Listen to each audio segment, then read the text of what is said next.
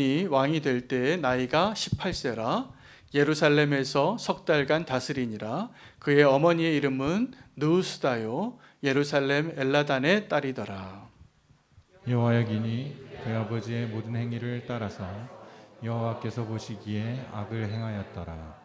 그때에 바벨론의 왕 느부갓네살의 신복들이 예루살렘에 올라와서 그 성을 애워싸니 그의 신복들이 애워쌀 때 바벨론의 왕 느부갓네살도 그 성에 이르니 유다의 왕 여호야긴이 그의 어머니와 신복과 지도자들과 내시들과 함께 바벨론 왕에게 나아가매 왕이 잡으니 때는 바벨론의 왕 8째 해이라. 그가 여호와의 성전의 모든 보물과 왕궁 보물을 집어내고 또 이스라엘의 왕 솔로몬이 만든 것 곧 여호와의 성전의 금그릇을 다 파괴하였으니 여호와의 말씀과 같이 되었더라. 그가 또 예루살렘의 모든 백성과 모든 지도자와 모든 용사 10,000명과 모든 장인과 대장장이를 사로잡아 가매 비천한 자 외에는 그 땅에 남은 자가 없었더라. 그가 여호와 긴을 바벨론으로 사로잡아 가고 왕의 어머니와 왕의 아내들과 내시들과 나라의 권세 있는 자도 예루살렘에서 바벨론으로 사로잡아 가고 또 용사 7,000명과 장인과 대장장이 1,000명 곧 용감하여 싸움을 할 만한 모든 자들을 바벨론 왕이 바벨론으로 사로잡아 가고 바벨론 왕이 또 여호와긴의 숙부 마따니아를 대신하여 왕으로 삼고 그의 이름을 고쳐 시드기야라 하였더라. 시드기야가 왕이 될 때 나이가 21세라 예루살렘에서 11년간 다스리니라. 그의 어머니의 이름은 하무다리요 림나인 예레미야의 딸이더라. 그가 여호와김의 모든 행위를 따라 여호와 보시기에 악을 행한지라. 함께 읽겠습니다. 여호와께서 예루살렘과 유다를 진노하심이 그들을 그 앞에서 쫓아내실 때까지 이르렀더라. 시드기야가 바벨론 왕을 배반하니라. 아멘. 하나님의 말씀입니다. 자리에 앉겠습니다. 오늘 본문에는 두 왕의 이야기가 기록이 되어져 있습니다. 한 명의 이름은 여호야긴이고 그리고 유다 왕국의 마지막 왕이라고 이렇게 기록이 되어진 시드기야 왕의 그 일생이 기록이 되어져 있는 본문입니다. 둘 다 아주 어린 나이에 왕이 되었고 여호야긴은 3개월간 통치를 하고 시드기야 왕은 21세에 왕이 돼서 11년간 통치한 왕이 됩니다.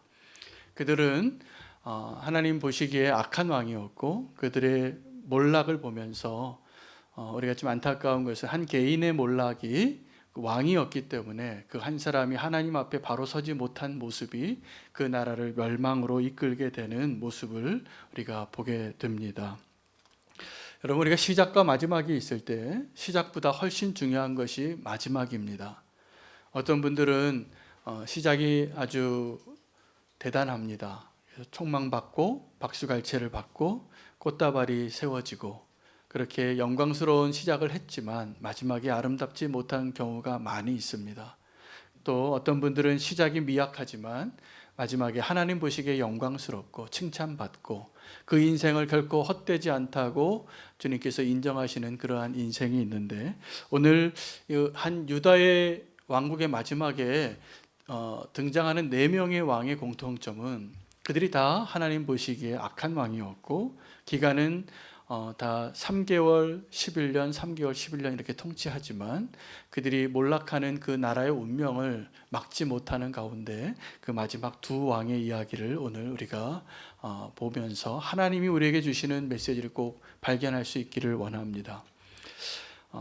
우리가 흔히 이렇게 농담 가운데 어떤 사람 이렇게 이야기하면서 쉽게 저도 그런 말을 한 적이 있었던 것 같긴 합니다. 굉장히 비성경적인 표현인데 내가 전생에 무슨 죄를 지어서 내가 당신을 만났는가 이런 얘기를 농담 삼아 하신 적 있죠. 네, 굉장히 비성경적인 말씀을 하신 겁니다. 또는 이렇게 말합니다. 너무 사랑해서 내가 다시 태어나도 당신하고 또 결혼하겠다고. 아닙니까? 네, 저는 그런 말을 여러 번 했는데 내 마음은 진심이지만 굉장히 비성경적입니다. 제가 가정을 위해서 기도를 많이 해야 될 것 같습니다. 네, 굉장히 비성경적이에요. 여러분, 우리가 오늘 그 한 나라의 마지막과 한 인생의 마지막을 보면서 그들이 비참하고 절망스러운 삶을 사는데 우리가 붙잡아야 될 가장 객관적인 사실 하나는 우리가 한 번뿐인 인생을 산다는 것입니다. 그래서 다시 태어나도 그 사람 만날 기회가 없어요, 사실은. 우리는 한 번 인생을 하나님께서 우리에게 살도록 허락하셨기 때문에 이런 가정도 틀렸고 지금 농담으로 또 이렇게 웃으시는 이야기를 하셨지만 사실은 지금 내 옆에 있는 그 사람이 하나님의 놀라운 섭리 가운데 지금 후회 없이 사랑해도 모자랄 그 사람이에요.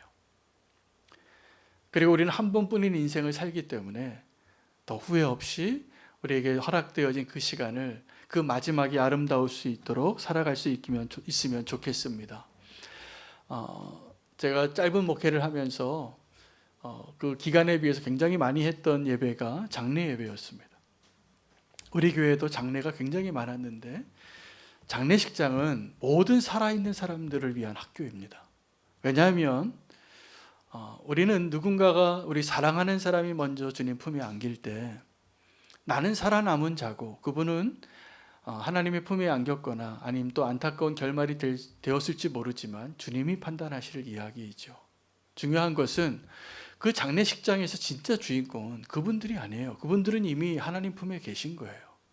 근데 그 장례 예배를 드리면서 하나님이 그 예배를 통하여 주시는 메시지는 살아남은 우리가 어떻게 남은 인생을 살아야 하는가를 주시는 교훈의 장이에요.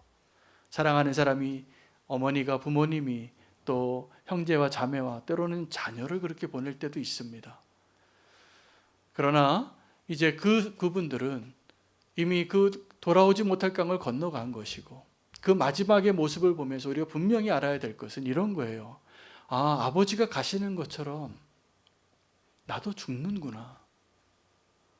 여러분, 우리는 때로는 그 마지막의 그 절망, 우리가 가장 두려워하는 그 죽음이라는 절망을 피해가고 싶어서 너무 바쁘게 살면서 죽음의 의미를 우리는 잘 생각하지 않고 살아갑니다. 오늘 이제 이 역사서 사무엘상부터 시작해서 열왕기 하까지의 이 강해가 오늘 거의 끝나가는데 한 2주 정도 더 남았습니다. 그 하나님께서 사랑했던 그리고 다윗과 약속하셨던 하나님의 나라, 그 땅에서 하나님이 통치하시는 이스라엘 민족의 그 영광이 사그러지는 그때에 발견하는 것은 절망이에요. 이렇게 끝나는구나. 북이스라엘도 그렇게 허망하게 아수르에게 무너지더니 남유다도 이렇게 바벨론에게 무너지는구나. 이렇게 끝나는구나.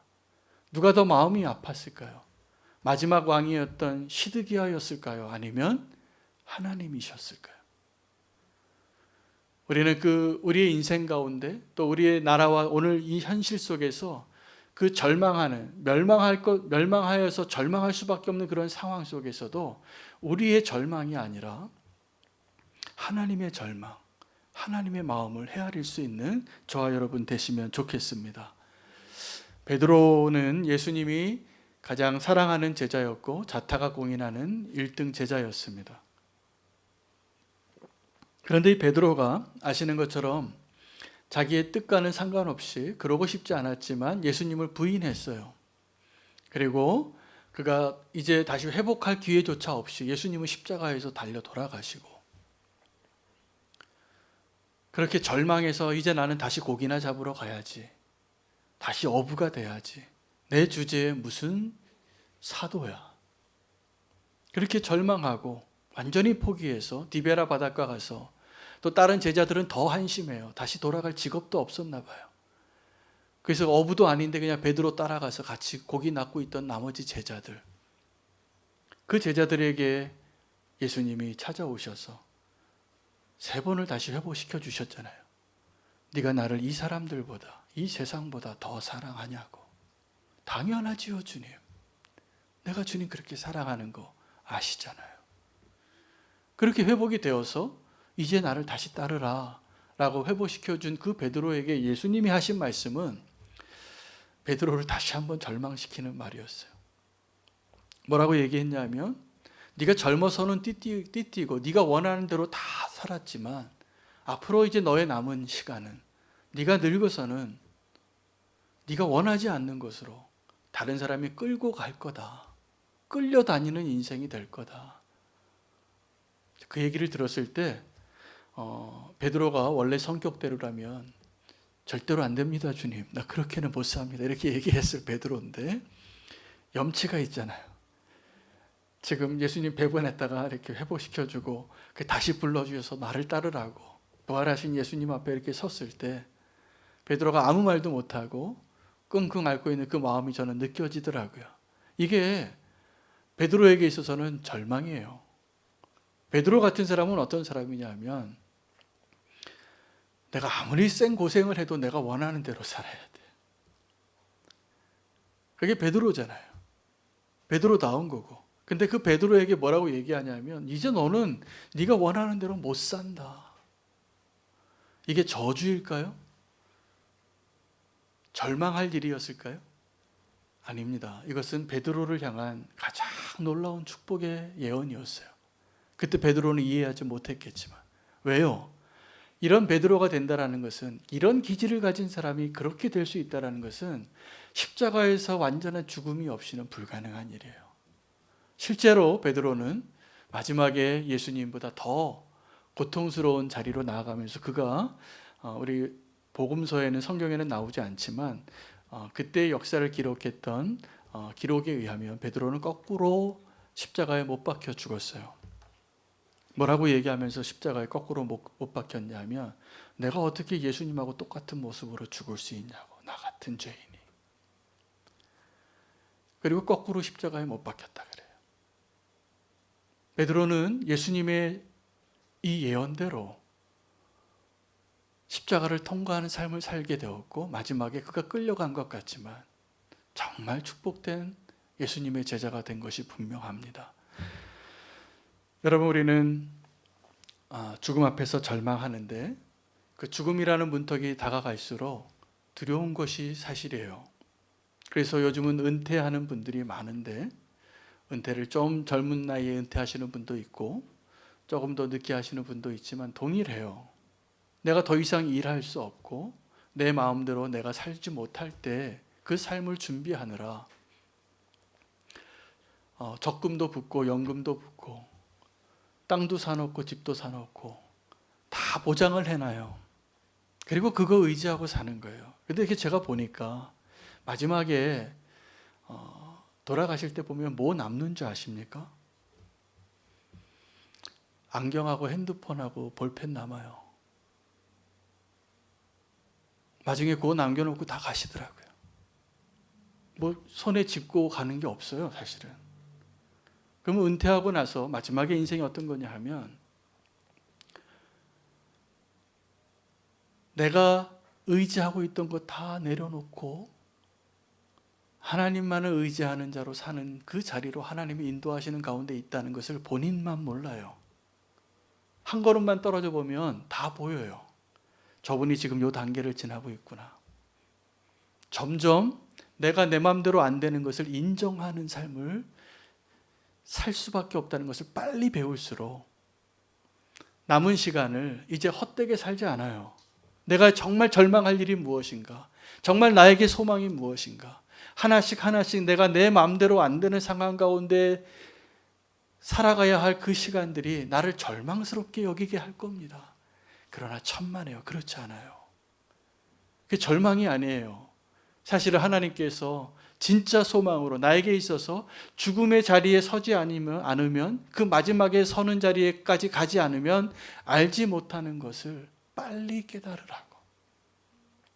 오늘도 제가 전하고 싶은 메시지는 그거예요. 우리 성도님들 가운데 절망스러운 상황에 계신 분들이 좀 있어요.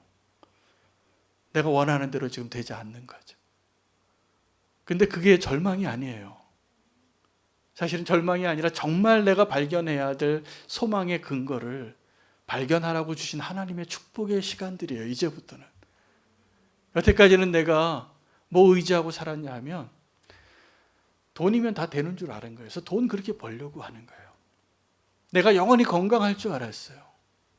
그래서 나중에는 건강 음식 그렇게 찾아요. 이런 거 다 헛된 거예요. 다 늙습니다. 다 없어집니다. 이 절망 속에서 하나님 주신 축복이 있어요. 진짜 소망을 찾는 거예요. 여러분, 우리가 언제 절망하냐 하면 내가 소중하고 내가 의지했던 것이 없어질 때 절망하잖아요. 내가 돈이 좀 있다가 돈이 없으면 그렇게 절망하시더라고요. 내가 건강하다가 그 건강이 좀 없어지면 그렇게 절망하더라고요. 사랑하는 사람이 옆에 항상 있을 줄 알았는데 그 사람이 먼저 세상을 떠나거나 아니면 그 사람이 세상에 나를 배반해요. 그런 일도 있어요. 하늘이 무너지는 것 같지만 사실은 그때가 하나님을 의지할 유일한 찬스예요. 내가 의지하는 그런 것들이 없어질 때 우리는 정말 내가 의지할 것이 무엇인가를 발견할 수 있는 기회를 얻은 것이라고 보시면 됩니다. 오늘 그 왕들의 이름 가운데 여호아하스, 여호야김, 여호야긴, 시드기야, 이게 마지막에 유다가 멸망하는 가운데 등장하는 4명의 왕들의 이름인데 오늘 본문은 여호야긴과 시드기야예요. 그런데 여호아하스와 여호야긴이라는 왕이 통치 기간이 아주 짧습니다. 두 왕의 공통점이 통치 기간이 3개월이었어요. 여러분, 3개월 동안 왕이 돼서 뭐 하겠어요? 취임식하고 옷 맞춰 입고 뭐 그럴듯하게 왕위에 한번 앉아서 폼 한번 잡아보다가 내려온 거예요. 죽은 거예요. 그 자리에 내려오게 된 거죠. 그런데 이 3개월 동안 통치했던 이 왕들을 향한 이 성경의 기록에, 이 성경의 평가가 뭐냐 하면 여호와 보시기에 악을 행했다라는 거예요. 3개월 동안 악을 행하면 얼마나 했겠어요? 결정을 했으면 얼마나 했겠어요? 제가 보기에 그냥 어영부영 3개월 지나갔을 것 같아요. 그냥 나라의 상황 파악하고 보고받다가 3개월 다 지나갔을 것 같아요. 그 정도 시간밖에 안 돼요. 뭐 하나 하려고 한 것도 아니지만 하나님 보시기에 그 3개월 동안 왕위에 앉아 있었던 그 시간이 악하더라는 거예요. 열왕기서에 북이스라엘의 왕들과 남유다의 왕들, 전체 왕들을 통틀어서 가장 짧은 통치 기간을 가졌던 왕이 시므리라는 왕이에요. 북이스라엘에. 그런데 이 시므리 왕이 얼마 동안 통치했냐면 7일 통치합니다. 7일 천하였어요. 그의 왕자를 빼앗은 사람은 오므리예요. 전쟁을 하고 7일 동안 왕이 돼서 왕자에 앉았는데 왕위를 빼앗길 것 같으니까 이 시므리가 왕궁에 불을 지르고 함께 죽습니다. 그런데 그 시므리를 향하여서 성경은 뭐라고 기록하냐면 여호와 보시기에 악한 왕이라는 거예요. 7일 동안 악을 행하려면 뭐 얼마나 했겠습니까? 그런데 그 7일의 통치 기간을 통해서 그의 인생은 악한 왕이라고 평가받았으면 좀 억울했을까요? 그렇지 않습니다. 사실은 성경은 그 사람이 7일을 통치했건 3개월을 통치했건 30년을 통치했건 그 사람이 어떠한 사람인가를 정확하게 역사가 평가하고 하나님이 평가하신 거예요. 뭐라고요? 여호와 보시기에 악한 왕이었다고, 악인이었다고.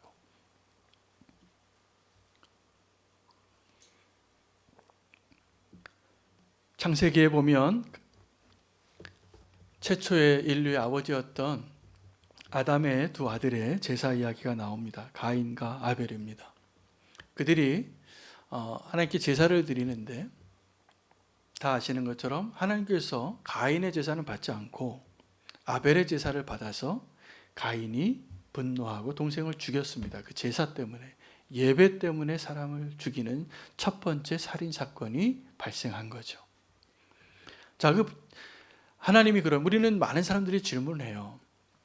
하나님은 도대체 무슨 기준으로 가인의 제사는 안 받고 왜 아벨의 제사는 받았을까? 그래서 그 첫 번째 추측으로 가인은 곡식으로 제사를 드렸고, 그리고 죽임을 당했던 아벨은 양으로 제사를 드렸는데, 가축을 드렸는데 하나님이 피를 좋아하시는 하나님이시니까 이 대속제물로 가축을 드린 그 제사를 받아들였다. 이렇게 해석하는 분도 있는데 별로 설득력이 없습니다. 더 성경적인 해석은 이런 겁니다. 가인은 그 제사를 드린 그 제사의 내용 때문에 하나님께서 거절하신 것이 아니라 가인이 악한 사람이었기 때문이에요. 아벨은 제사가 왜 받아들여졌냐면 그가 선한 사람이었고 아벨은 믿음으로 드렸기 때문이라는 거예요. 여러분, 우리는 하나님께서 오늘 우리에게 그 마지막 날을 허락하신다면 여러분은 어떠한 모습으로 서 있을 자신이 있으십니까? 가인입니까? 아벨입니까? 아니면 그 통치 기간이 7일 천하가 됐던 3개월이 되었던, 내가 그 왕이 되어서 내가 어떠한 모습으로 통치했느냐가 문제가 아니라 이미 내가 지금 살아가고 있는 나의 모습이 어떠한 사람인가에 따라서 그 판결이, 그 인생이 평가되고 있다는 것입니다. 여러분, 마지막 날의 진짜 의미는 하나님 앞에 서는 걸 의미해요. 그런 의미에서 오늘 저와 여러분은 오늘 이 예배의 자리에서 마지막 날을 사는 겁니다. 예배는 하나님 앞에 나의 마지막 날이라고 생각하고 나오는 자리여야 해요. 그렇지 않고 내가 이 예배 끝나고 땅 사고 밭 사고 소 사고 장가 가고 시집갈 얘기 생각을 더 하고 예배하고 있다면 그 예배가 온전할 예배가 되기 어려울 것 같아요. 저는 그래서 예배를 준비할 때마다 정말 매일 그렇게 기도해요. 매번 예배 때마다 하나님, 오늘 이 예배 드리고 내가 죽어도 후회 없을 예배를 드리고 싶어요. 나의 최선을 드리는 예배. 오늘이 하나님 앞에 서는 날이, 그날이 마지막 날이에요.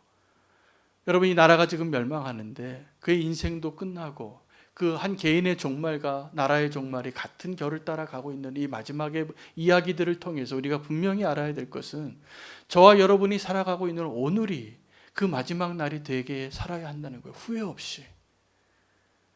그러한 모습으로 예배하십시오. 그러면 그 예배가 여러분을 살릴 거라고 저는 확신해요. 우리가 그런 예배를 드리지 못하니까 여전히 문제 가운데 있고 여전히 신음하고 여전히 절망하고 여전히 실망하는 거예요. 여전히 아프고. 정말 주님이 원하시는 온전한 예배를 한번 드려보세요. 내가 그렇게 절망하게 여겼던 그 모든 문제들은 더 이상 문제가 안 될 겁니다. 예배했는데. 우리가 정말 예배를 했는데. 우리가 그렇지 않았다면 우리는 다 실패한 예배를 드린 자와 동일해요. 오늘 이 시드기야 왕의 그 비극이 어떤 거냐 하면 또 여호야긴의 왕의 비극이 뭐냐면 그 마지막에 나라가 몰락해 가니까 이 바벨론 왕이 침략해서 자기 신하들과 함께 예루살렘으로 진군할 때 여호야긴이 자기의 어머니와 모든 신하와 나라의 어른들과 모든 은금 재물을 다 싸가지고 백기를 흔들고 나아갔어요. 좀 봐달라고, 살려달라고. 결과가 어떻게 됐냐면 다 뺏깁니다. 다 빼앗겨요. 처참하게. 이 절망스러운 정말 모든 것을 빼앗기는 그 절망의 자리에 나아가게 되었던 진짜 이야기의 시작은 어디에서 시작이 되어지냐면 여호야긴이 아니에요. 히스기야 왕 때문이에요. 여러분, 히스기야 왕 기억나십니까? 네, 하나님의 사람. 그 아수르의 대군을 대적해서 이겼던 하나님의 사람, 나라를 건져낸 이순신 장군 같은 그 왕. 백성들이 두려워 떨고 있을 때 너희는 내 말만 믿고 아무 소리도 하지 말라고. 랍사게가 아무리 저주하고 조롱해도 미동하지 않고 그들을 대항하여 이기고 하나님이 구해줬어요. 그랬던 히스기야가 병이 들어요. 죽을 병이 들었다는 걸 이사야가 전하고 그가 벽을 보고 기도하니까 하나님께서 그 기도에 즉각 응답하셔서 돌아가던 이사야의 발길을 돌이켜서 이사야, 너 다시 한번 좀 가야 되겠다. 가서 히스기야에게 가서 너 살 거라고 얘기해줘라. 그게 얼마나 긴박했는지 아마 극단적인 선택을 하려고 그랬을까봐 하나님이 염려하셨을지 모르겠어요. 하여튼 그의 마음을 좀 돌이켜 보려고 그의 병은 무화과 열매를 반죽한 걸로 그 처위에 환부에 붙여서 치유했지만 그의 마음을 회복시켜 주시느라고 세상에 태양의 운행을 바꾸셨어요. 거꾸로 후진기와 넣고 10도를 한 사람의 마음을 살리려고.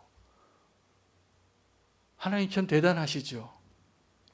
그렇게 사랑했던 그렇게 그 사람을 소중하게 여겼던 히스기야가 병이 났고 치명적인 실수를 합니다. 그때 당시에 이 히스기야 왕은 아수르와의 대결에서 이렇게 나라를 구한 왕이었기 때문에 그가 병들었다가 나았다는 소식을 듣고 누가 기뻐했냐 하면 이 아수르와 대적 관계에 있었던 바벨론이 기뻐한 거예요.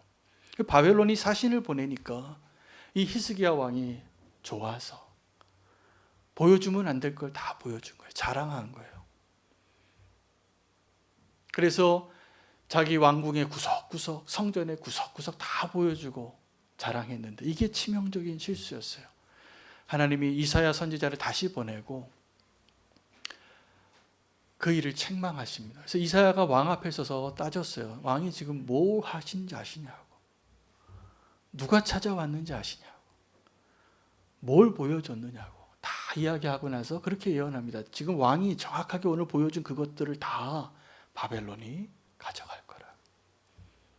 그런데 그때 그 이야기를 듣고 히스기야는 회개해요. 그래서 히스기야 때는 그 일이 일어나지 않고 15년을 잘 먹고 잘 살았어요.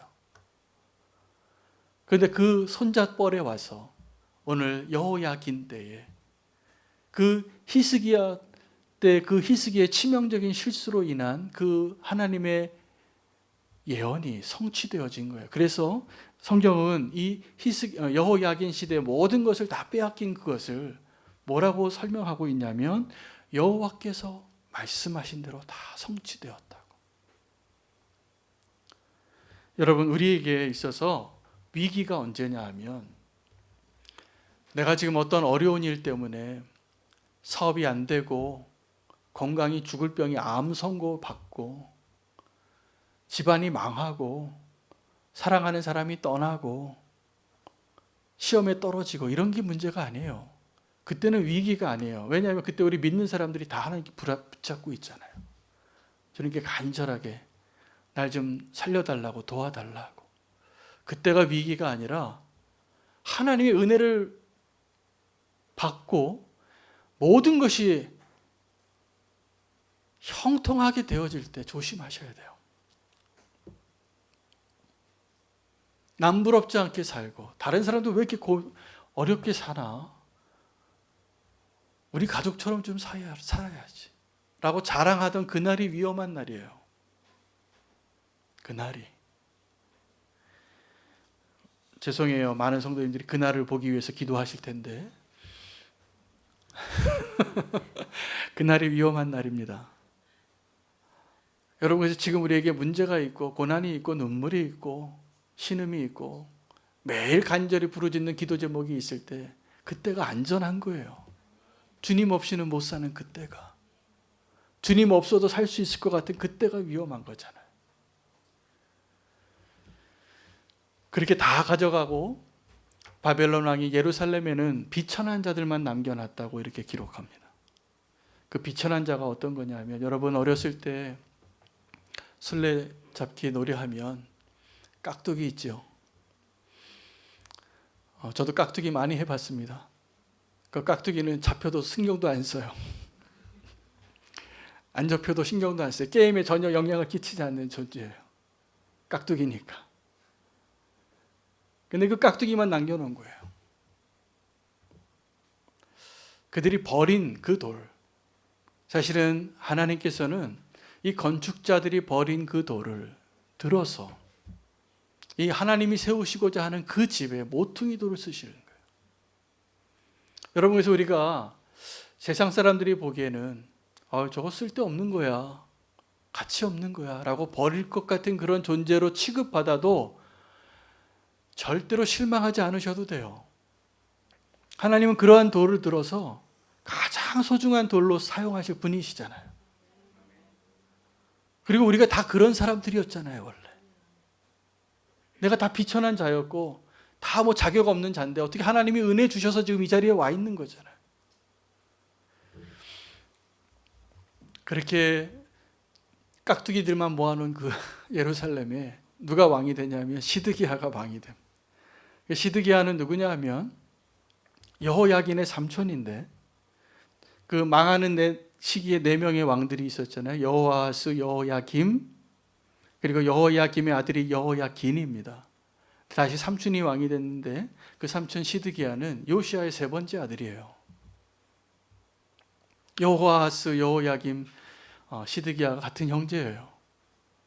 다 요아스의 아들이 이제 마지막 왕이 된 건데, 그 시드기야가 21살 때 왕이 돼서 11년을 통치하는데 9년째 되던 해에 이 바벨론이 애굽을 공격합니다. 전쟁이 여러 번 있었는데 역사의 기록에 의하면 그때 바벨론의 원정이 있었는데 한 번 실패했어요. 근데 그때 바벨론이 애굽을 쳐서 이기지 못하는 것을 보고 시드기야가 잘못된 판단을 내립니다. 그때 바벨론을 배반해요. 근데 그 바벨론을 배반한 대가가 너무나 참혹하고 더 절망스럽게 됩니다. 그가 포위되어서 이제 완전히 유다가 망하게 되는데, 그때 왕의 뒷문길로 도망쳐서 여리고로 가다가 거기서 붙잡혀서 자기가 함께 도망쳤던 자기 아들들을 자기가 보는 앞에서 다 죽여요. 그리고 그 왕의 눈을 뽑아서 포로로 끌고 가서 거기서 죽게 됩니다. 시드기야는 비극의 주인공이죠. 그런데 그 시드기야가 봤던 그 마지막 장면이 뭐였냐면 자기 아들이 처형당하는 그 모습이에요. 그 다음엔 아무것도 안 보이는 암흑 속에 살았어요. 노예가 되어서. 아주 잔인한 형벌이죠. 한 나라의 왕인데.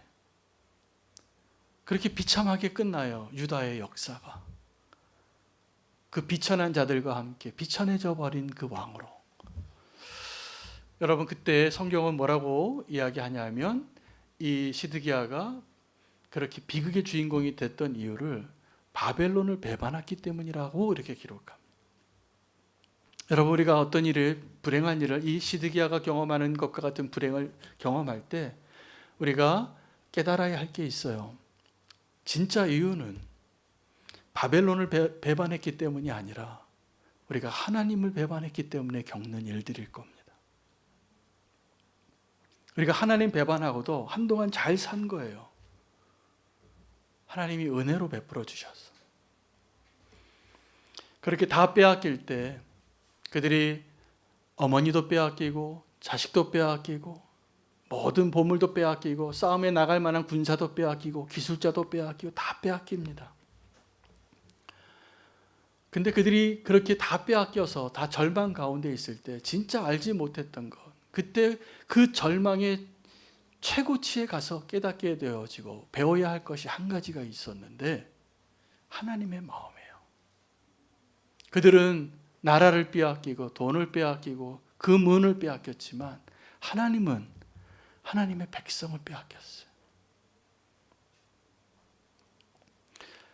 끝까지 하나님이 예언했던 예레미야 예언대로 순종하지 못하고 이 남유다가 비극의 결론으로 갑니다. 예레미야까지 불행하게 만들면서 눈물 흘리게 하면서. 근데 그 마지막에 그들이 정말 깨달아야 하고 오늘 우리가 깨달아야 할 중요한 결론이 이겁니다. 우리는 하나님께서 나에게 형통한 삶을 주셨으면 좋겠는데 왜 하나님이 나에게 내가 소중하게 여기고 내가 의지하는 것들을 뺏어가시나? 라고 하나님께 원망할 때가 많을 겁니다. 그리고 그것 때문에 못 살겠다고 극단적인 선택하고 싶다고 말할 때가 많을 거예요. 그러나 그때 우리가 정말 알아야 될 것은 그때 하나님의 마음이에요. 여러분, 요나가 어떤 사람이었냐면 그 니느웨가 아주 악한 사람들이었어요. 심판받기에 가장 합당한 사람들이었다고 생각했죠. 사실이었을 겁니다, 그것이.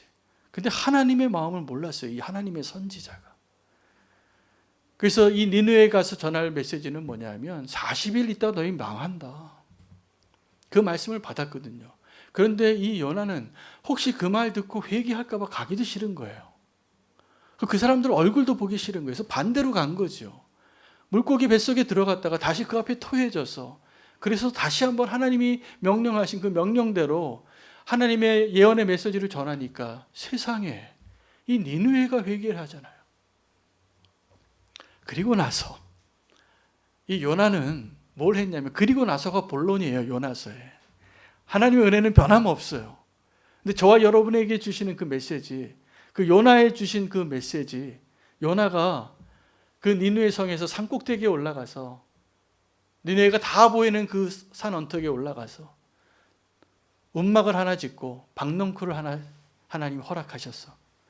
선바이저 쫙 되어 있는 그 좌석에 앉아서 하나님이 어떻게 이곳에 불을 내리나 그걸 기다리고 있었는데 하나님은 불을 내리시진 않고 박넝쿨을 취했어요.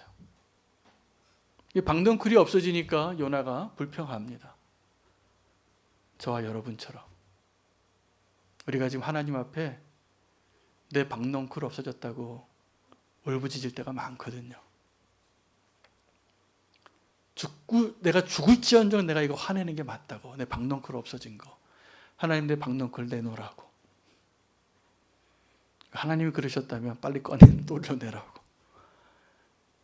그렇게 말하고 있는 요나에게 하나님이 하신 말씀은 요나야, 네가 심지도 않고 기르지도 않은 박넝쿨 없어진 것이 그렇게 분노할 정도로 화가 나는데, 화가 날 정도로 네가 지금 나한테 이렇게 얘기하는데, 그것을 그렇게 아꼈는데, 저 니느웨에 좌우를 분별하지 못하는 12만 명이 있고 가축들이 있고 내가 심판하면 죽어버릴, 멸망당할 수밖에 없는 그들을 내가 아끼는 것이 당연하지 않니? 여러분, 우리는 하나님 앞에 언제 절망하냐면 내 박넝쿨 없어졌다고 절망해요. 나 이제 못 살겠다고. 근데 사실 여러분, 지금 여러분이 나 이거 없어져서 못 살겠다고 생각하는 그것들이 없어져서 못 살지 않습니다. 사실은 살아요. 살만한 이유가 훨씬 많고 하나님이 주셔서 감사할 제목이 훨씬 많은데, 하나님이 내 박넝쿨 없앴다고 나 이제 못 산다고 절망할 때가 많습니다. 근데 그때 우리가 꼭 배워야 할, 오늘도 이 남유다의 멸망 가운데, 절망스러운 상황 가운데 우리가 꼭 알아야 될 한 가지는 하나님의 마음이에요. 그리고 하나님의 약속이에요. 여러분, 초대교회에 성령이 임하고 오순절 성령 강림 이후에 부흥이 일어났어요. 베드로가 설교하니까 3,000명이 주님께 돌아오고, 서로 떡을 떼고, 바나바는 자기 재산 다 팔아서 그 돈 안 낸 사람들 다 밥 먹이느라고 자기 재산 다 쓰고, 그렇게 아름다운 공동체를 이루었지만 하나님께서 원하시는 공동체가 아니었다는 것을 아셔야 돼요. 그래서 그 예루살렘 교회에 핍박이 와요. 그리고 하나님이 허락하시고 하나님이 계획하신 일은 그 예루살렘 교회가 흩어지는 거였어요. 정확하게 이 남유다가 지금 흩어지는 게 동일한 목적이에요. 그 흩어진 사람들이 전도합니다. 어디까지 가냐면 저 남쪽에 수백 킬로 내려가서 안디옥에 모여서 바나바와 바울이 함께 7명의 지도자와 함께 세운 그 교회가 안디옥 교회인데, 그때 최초로 그리스도인이라고 불려져요. 그리고 그 교회가 예루살렘 교회를 도와요. 여러분, 그때 이 예루살렘 교회를 향한 하나님의 뜻은 뭐였냐면, 그들이 그렇게 의지하고 소중하게 여기던 것들을 잃어버리고 절망하고 흩어지는 거였어요. 어쩌면 저와 여러분의 인생 가운데 하나님이 정말 원하시는 하나님의 축복은 우리가 그렇게 의지했던 그 모든 것들이 사라지고 이제 우리에게 남은 것은 하나님밖에 없다라고 고백하는 그 자리에 서는 그 모습일 겁니다. 하나님께서 이렇게 끌려간 그 하나님의 백성들을 70년 후에 약속하신 대로 다시 데리고 오세요. 그들은 다른 사람이 되어서 그들이 끌려간 그 바벨론에서 하나님을 드러내는 하나님의 백성으로, 가장 하나님 보시기에 합당한 백성이 다시 되어서 돌아오는 거예요. 그때 에스라가 데리고 오는 겁니다. 느헤미야가 데리고 오고. 여러분, 우리가 내가 이거 없으면 안 될 것 같고 이거 없으면 죽을 것 같고 나를 절망케 하는 그것들, 좀 절망 좀 해보세요.